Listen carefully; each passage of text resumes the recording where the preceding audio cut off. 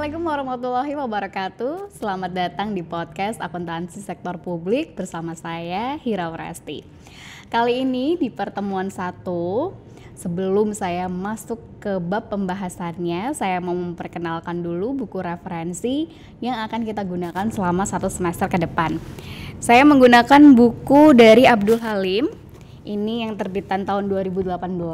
Jadi untuk pembelajaran 1 semester ke depan mata kuliah akuntansi sektor publik, saya akan menggunakan buku ini sebagai referensi utama, tapi kita juga akan menggunakan referensi-referensi lain sebagai referensi pendukungnya. Oke, jadi di akuntansi sektor publik ini buku yang digunakan adalah buku Abdul Halim, Teori, Konsep, dan Aplikasi Akuntansi Sektor Publik.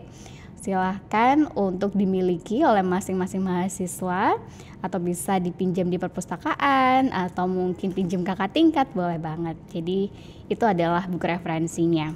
Oke, kita langsung aja masuk ke bab 1 dari mata kuliah ini.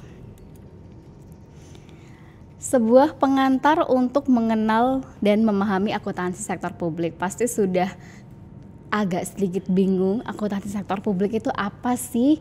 Apa bedanya dengan akuntansi pemerintah? Kemudian publik yang dimaksud itu seperti apa? Pasti sudah banyak bertanya-tanya tentang materi ini. Sebelumnya saya akan menjelaskan dulu beberapa poin yang akan kita pelajari. Pertama tentunya pendahuluan. Di sini saya akan menjelaskan seperti apa perkuliahan ASP ini, kemudian bedanya dengan akuntansi pemerintah apa, dan definisinya apa saja, kemudian siapa pengguna dari informasi akuntansi publik ini, dan bagaimana pengauditannya. Oke, kita awali dari akuntansi sektor publik. Nah, jadi kalau dikatakan akuntansi sektor publik mungkin kita masih bingung atau mungkin seringnya malah langsung kepikiran akuntansi pemerintah. Padahal akuntansi sektor publik ini berbeda dengan akuntansi pemerintah. Akuntansi sektor publik itu ada di dalamnya ada akuntansi pemerintah. Jadi akuntansi pemerintahan merupakan bagian dari akuntansi sektor publik. Nah, kalau misalkan dipecah lagi, mudahnya seperti ini. Akuntansi sektor publik terdiri dari akuntansi pemerintah dan akuntansi non-pemerintah.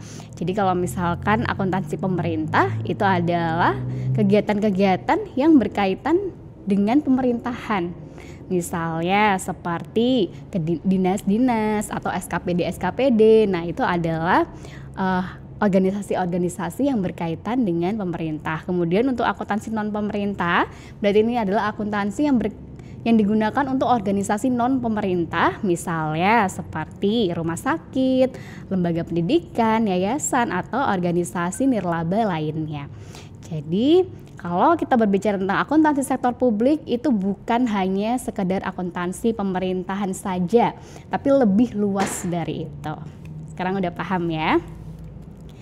Kemudian, bagaimana sih peran akuntansi dan ASP itu sendiri? Nah, jadi kenapa kita bilang ASP itu butuh akuntansi? Nah, kita coba balik lagi menilik dari definisi akuntansi dari perspektif proses. Nah, akuntansi adalah suatu proses pengidentifikasian, pengukuran, pencatatan dari suatu organisasi atau entitas. Nah, di sini ada poin dari suatu organisasi. Nah, maka dari itu dikatakan bahwa akuntansi sektor publik yang penuh dan erat dengan organisasi atau sebuah entitas di dalamnya maka juga membutuhkan akuntansi. Walaupun kalau di akuntansi sektor publik yang menjadi fokus utamanya atau tujuan utamanya adalah peningkatan pelayanan publik atau nirlaba, bukan berarti mereka tidak membutuhkan akuntansi. Jadi tetap menggunakan akuntansi karena untuk menjalankan sebuah organisasi tentu kita membutuhkan sebuah pembiayaan atau setidaknya kita membutuhkan biaya untuk menggerakkan organisasi tersebut. Maka dari itu akuntansi justru dibutuhkan di organisasi sektor publik ini. Lalu siapa sih yang menggunakan informasi akuntansi? Nah, yang menggunakan informasi akuntansi itu banyak sekali. Kita bisa melihat dari sektor internal atau pengguna eksternal. Nah, kalau di pengguna internal berarti yang membutuhkan adalah manajemen dari organisasi tersebut. Nah, biasanya untuk mengetahui atau menggunakan informasi akuntansi di pihak internal ini, mereka membutuhkan ilmu yang namanya akuntansi manajemen.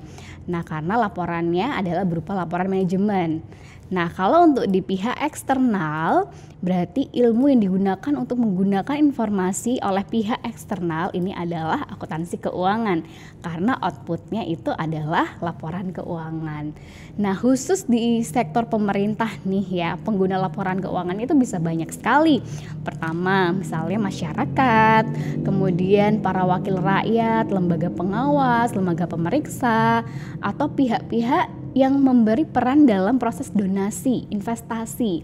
Nah, kalau di sektor swasta mungkin yang membutuhkan laporan keuangan itu kan kreditur, karena mereka yang membiayai organisasi swasta. Tapi kalau di organisasi nirlaba berarti sama yang memberikan donasi di situ. Bagaimana organisasi nirlaba tersebut mengelola donasi yang telah diberikan. Nah, itu harus dilaporkan dalam bentuk laporan keuangannya. Nah, selain itu pemerintah juga membutuhkan informasi akuntansi sektor publik ini. Jadi begitu pentingnya informasi akuntansi di akuntansi sektor publik, khususnya di organisasi sektor publik, entah itu organisasi pemerintah ataupun organisasi non pemerintah. Maka dari itu akuntansi berperan penting di dalam sektor publik. Nah, karena pentingnya tersebut, maka juga membutuhkan audit. Nggak cuma butuh akuntansi, tapi juga butuh audit. Seperti yang kita tahu, kenapa kok butuh audit? Karena kita lihat bahwa yang dikelola oleh sebuah organisasi nirlaba itu adalah dana milik publik.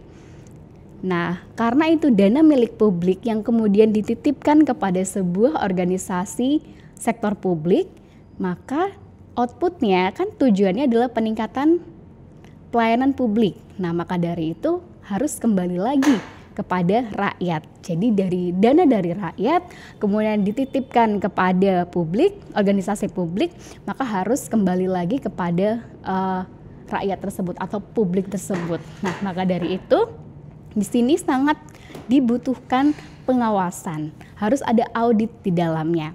Nah, kalau untuk di organisasi sektor pemerintah, di sini ada BPK yang berperan sebagai auditor eksternal dan juga ada BPKP selaku lembaga pengawas internal atau auditor internal. Saya rasa cukup sekian untuk pengulasan pertama mengenai akuntansi sektor publik. Jadi kalau kita mengatakan akuntansi sektor publik bukan hanya akuntansi pemerintahan saja, tapi juga ada banyak sekali organisasi di dalamnya. Ya, itu adalah sebagian kecil dari akuntansi sektor publik. Kita akan lanjut ke pertemuan berikutnya. Terima kasih, saya akhiri. Wassalamualaikum warahmatullahi wabarakatuh.